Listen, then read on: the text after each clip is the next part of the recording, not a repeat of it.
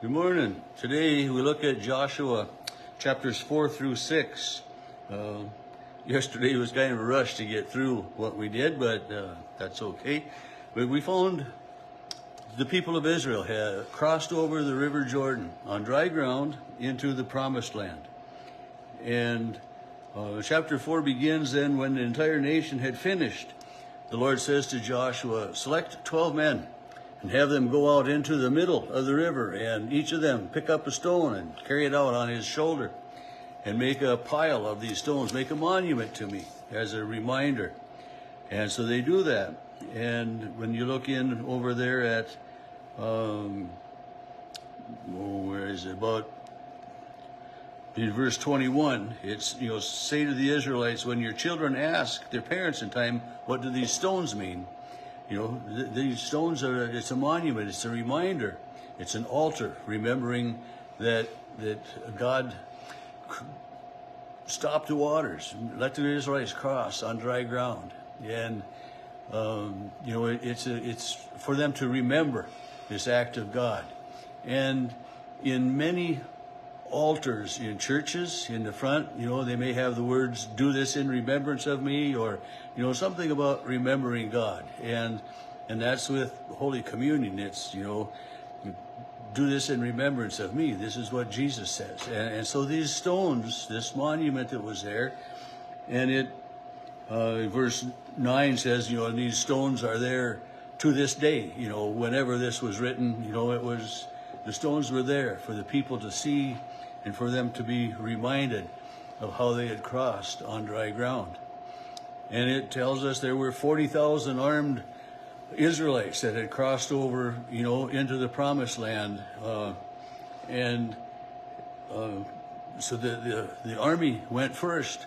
And as the people that were living in the land saw all of this happening, there were witnesses. It would take a while for all of the Israelites to cross the Jordan River.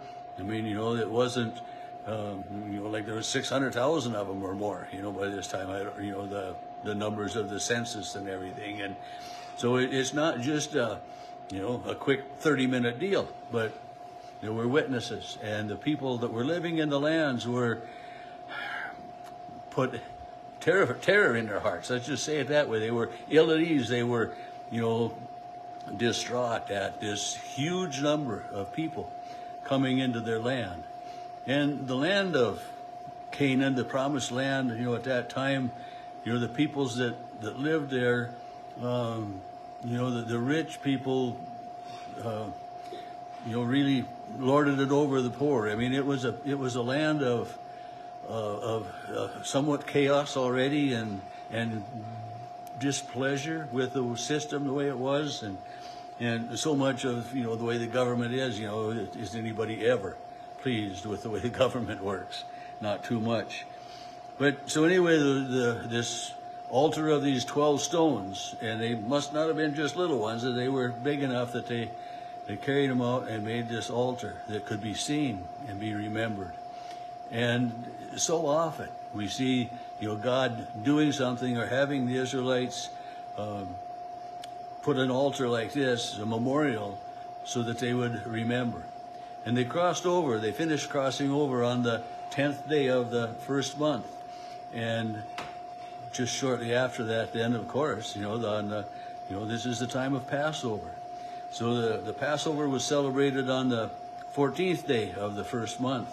So as the Israelites had left Egypt, it was the 14th day of the first month that the Passover was observed, the very first one. And so here now, just shortly before this Passover, again, the Israelites are led through the water into the place of promise, and out of the wandering of the wilderness anymore. They were somewhat captive to the wilderness because of their disobedience to God. So they march into the land, and the people that were there were distraught by the numbers that were coming in. And while the Israelites were camped there near Gilgal, it tells us in chapter 5, verse 10, they kept the Passover in the evening of the 14th day. And on the day after the Passover, that very, is the day that they ate the fruit of the land for the first time. They ate bread made from the wheat. They ate the grapes from the trees, or they ate whatever it was, the fruit of the land. And that day, the manna ceased. There was no more manna that God had fed them with for 40 years. But God had promised that, when they came to the promised land, that they would eat the produce of the fields, that they would then live off the land. And they will now become farmers and sheep herders and cattle ranchers and all of that. And they will be able to support themselves. And God will no longer, and does no longer, provide the manna and other things that he had provided for them. And then verse 13, once when Joshua was by Jericho, and this was a walled city, and the people in this city were living there in fear. It says they didn't go in or out. They were pretty much holed up in the city, so they must have had provisions, whatever. But a man stood in front of Joshua with a drawn sword, and he was a commander of the army of God, is what he tells Joshua. And then he says, take off your sandals, for you are on holy ground. And we've heard those words before with Moses, and we'll hear them with Elijah when we come. That holy ground is where they encounter God sometimes. And sometimes we might think of our churches as being holy ground, I think another place that I think of somewhat as holy ground is our cemeteries. The places where we lay our deceased and we entrust them into God's care and keeping, their spirits. And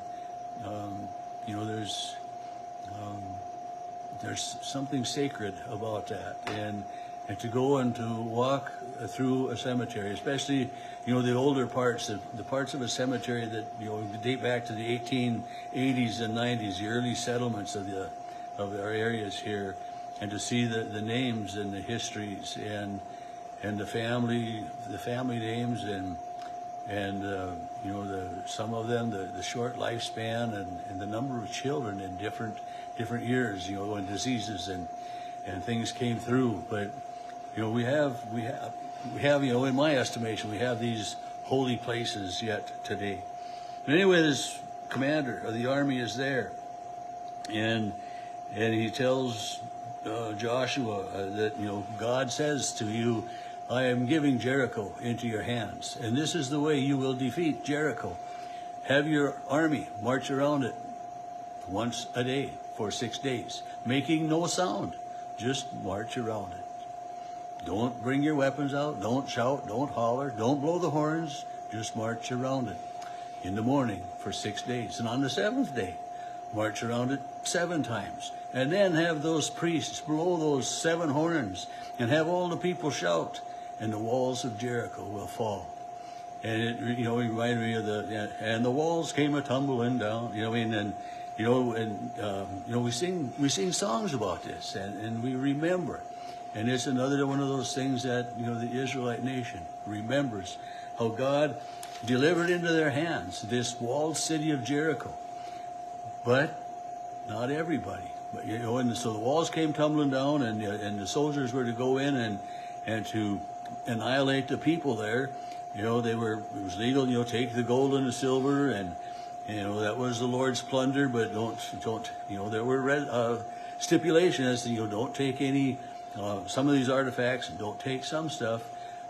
But before all of this happens, he selected the 2 men who had gone into the city as spies and said, go and get Rahab and her family, everyone that is in her house or her room with her, and bring them out to safety.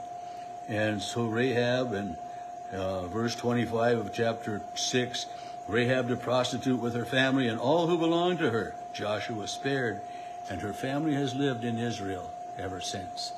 So these people that served God and served Israel, God looks out for them. And it's the same, God looks out for us. He doesn't take everything out of our way. He doesn't, do away with all our problems, but he gives us the strength and the fortitude to go through.